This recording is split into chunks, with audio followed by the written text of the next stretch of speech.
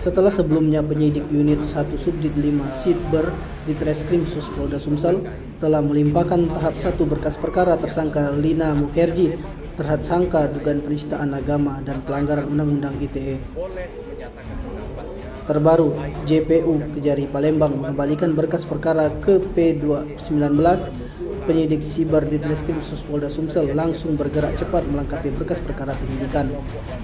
Hal itu diketahui setelah pelapor Ustadz Syarif Hidayat bersama dengan kuasa hukumnya Sapriyadi Syamsuddin kembali dipanggil penyidik serta sejumlah saksi guna dilakukan BAP tambahan sesuai dengan petunjuk jaksa. Lebih jauh, Sapri menjelaskan, pertanyaan dalam BAP yang telah dialaminya lebih kepada penekanan dan penegasan dari pelapor dan saksi-saksi dalam hal maksud dan tujuan melaporkan kasus dugaan tindak penistaan agama ini ke polisi. Dan itu dinilai Sapri saat ini telah benar terjadi pasca pencuatnya kasus ini di masyarakat sudah terbagi dalam dua kelompok baik pro dan kontra.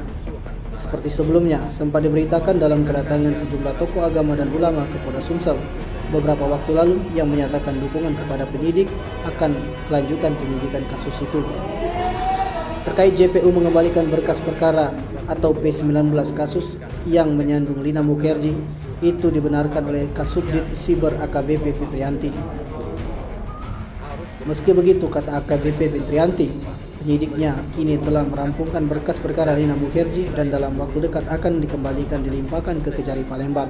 Maka kita poin yang sangat penting dari kami adalah kepolisian yang tanggap, proaktif dalam memeriksa dugaan penistaan agama, kebencian, permusuhan SARA ini suatu tindakan yang kami apresiasi, yang kami betul-betul karena kepolisian itu punya keistimewaan namanya persuasif dan preventif.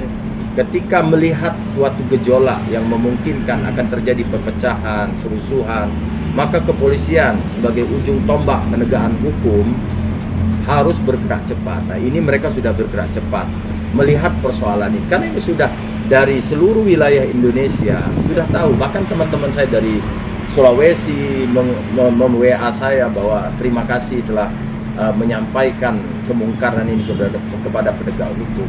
Karena tentunya kami Ustadz Syarif Hidayat tidak menginginkan ada tindakan kriminal kepada pelaku dugaan penistaan agama. Maka jalan yang Tim Liputan Sumsel TV melaporkan.